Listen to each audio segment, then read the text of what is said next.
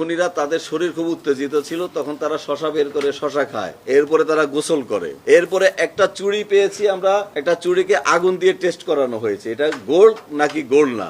4টা খুন একের পর এক হয়েছে। প্রথমে গণপতি চক্রবর্তী স্যারকে খুন করা হয়। স্যারের শব্দ পেয়ে, স্যারের গঙ্গানি শব্দ পেয়ে স্যারের ওয়াইফ প্রীতিলতা চক্রবর্তী ম্যাডাম যখন যাচ্ছিলেন তখন উনাকে খুন করা হয়। উনার শব্দ পেয়ে মেয়েটা যখন আসতেছিলেন প্রার্থী চক্রবর্তী, এরপরে প্রার্থী চক্রবর্তীকে খুন করা হয়। সবশেষে ঘুমিয়ে থাকা নিষ্পাপ শিশুটাকে খুন করা হয় এবং খুনগুলা একটার পর একটা করা হয়। তারপরে তারা এই ঘটনাকে ডাকাতি বলে যেন পুলিশ মনে করে, সেজন্য তারা ইচ্ছাকৃতভাবে জিনিসপত্র এলোমেলো করে, অর্থাৎ তদন্তকে ভিন্ন খাতে প্রবাহিত করার জন্য ইচ্ছাকৃতভাবে এটা করে। দুপুরের দিকে তারা এখান থেকে বের হয়ে যায়। বের হয়ে যাওয়ার আগে সেই বাসায় 2টা ফোন ছিল, ফোনগুলো তারা ডিটারজেন্ট দিয়ে বালতিতে ভিজিয়ে রাখে, ফোনে যেন কোনো ফিঙ্গারপ্রিন্ট না থাকে। তারা বলেছে তাদের স্বীকারোক্তি অনুযায়ী ফিঙ্গারপ্রিন্ট যেন না থাকে, সেই উদ্দেশ্যে তারা এটা পানিতে ভিজিয়ে রাখে। বৃহস্পতিবার দিবাগত রাত্রে, অর্থাৎ শুক্রবার ভোর রাত থেকে শুরু হয়ে এই ঘটনাটা তারা সারাদিন ঘটায়।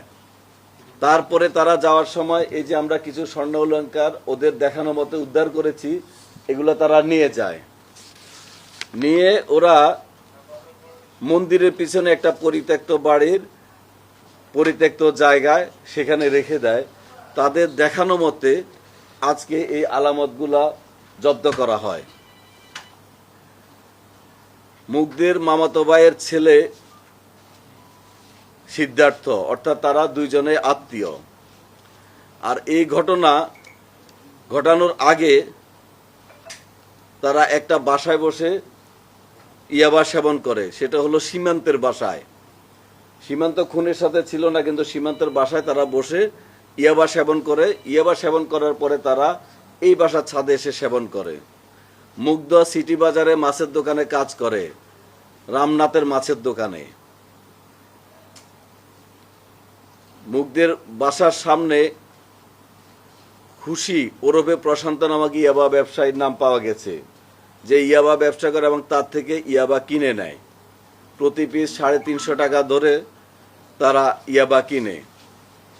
এবং যে বিল্ডিংটার উপর দিয়ে তারা ওখানে যাওয়া আসা করে, সেই বিল্ডিং হলো দেবুদের বিল্ডিং এর উপর দিয়ে যাওয়া আসা করে। দেবুদের বিল্ডিং, পাশের বিল্ডিংটা গণপতি স্যারের বিল্ডিং এর ছাদে বসে তারা এভাবে নেশা করে। স্যারের ওয়াইফকে তারা কাকি বলে সম্বোধন করত। তো ছোট ছেলেটাকে মারার কারণ হলো সিদ্ধার্থের একটা ছোট ভাই আছে অপূর্ব। অপূর্ব এই খুন হওয়া নিষ্পাপ শিশু প্রিয়মের সাথে খেলাধুলা করে এবং প্রিয়ম এই খুনিদেরকে চিনে। প্রিয়ম এবং অপূর্ব ছোট ছোট শিশু, তারা বন্ধু বান্ধব একসাথে খেলাধুলা করে। তখন সিদ্ধার্থ সিদ্ধান্ত নেয় যে প্রিয়মকে দুনিয়া থেকে সরায় দিবে। সিদ্ধার্থ এবং মুগ্ধ দুইজনে একসাথে ঝাঁপিয়ে পড়ে নিষ্পাপ শিশুর উপর, কাপড় পেঁচিয়ে হত্যা করে, তার চোখ ঠিকরে বের হয়ে যায়, এরপরে বালিশ চাপা দিয়ে হত্যা করে।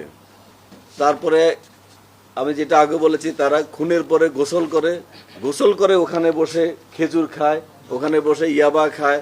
তারপরে যখন দুপুরের দিকে ফাঁকা হয়ে যায়, পাশের বিল্ডিং এর ছাদ দিয়ে লাফ দিয়ে বসে তারা চলে যায়। এর আগে ওরা ওখানে চেয়ারে বসে রেস্ট নেয়।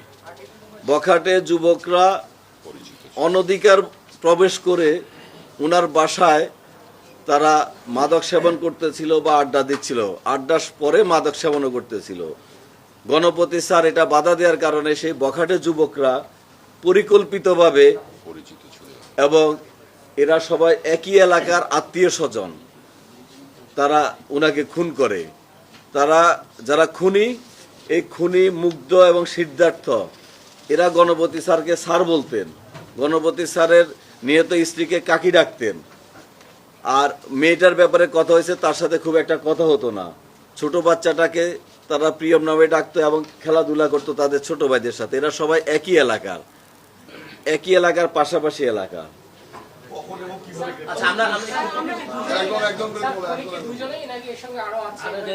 না, আমরা এই খুনি দুইজনেই পেয়েছি তাদের স্বীকারোক্তি আমাদের দুজনে অ্যারেস্ট হয়েছে।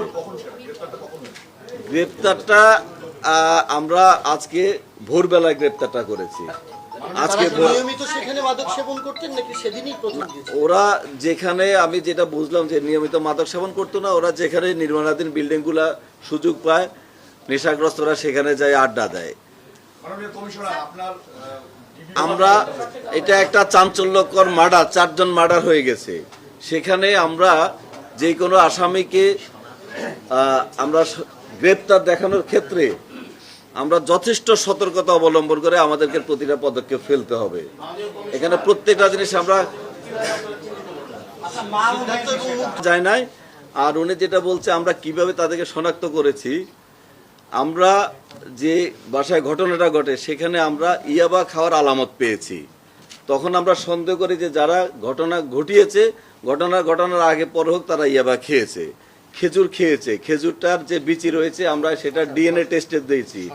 এরপরে ফ্রিজ থেকে বের করে শশা খেয়েছে, শশা অর্ধ কামড় দেওয়া রয়েছে এবং তাদের বক্তব্যের সাথে এটা মিলে গেছে। তারা যখন খুন করে, খুন শেষ হওয়ার পরে তারা বলছে যে খুনিরা তাদের শরীর খুব উত্তেজিত ছিল, তখন তারা শশা বের করে শশা খায়, এরপরে তারা গোসল করে।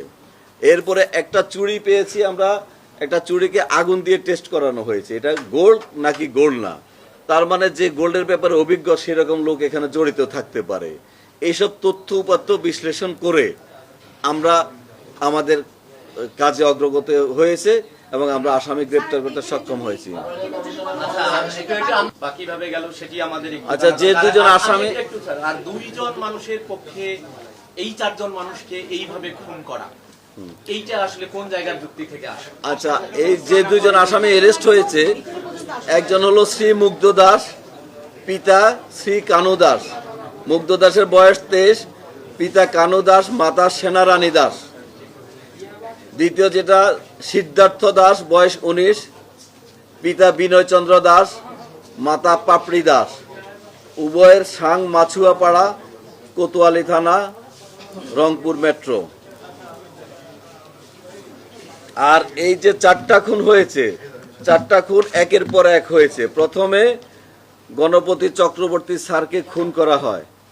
স্যারের শব্দ পেয়ে, স্যারের গঙ্গানি শব্দ পেয়ে স্যারের ওয়াইফ প্রীতিলতা চক্রবর্তী ম্যাডাম যখন যাচ্ছিলেন তখন উনাকে খুন করা হয়। উনার শব্দ পেয়ে মেয়েটা যখন আসতেছিলেন প্রার্থী চক্রবর্তী, এরপরে প্রার্থী চক্রবর্তীকে খুন করা হয়। সবশেষে ঘুমিয়ে থাকা নিষ্পাপ শিশুটাকে খুন করা হয় এবং খুনগুলা একটার পর একটা করা হয়।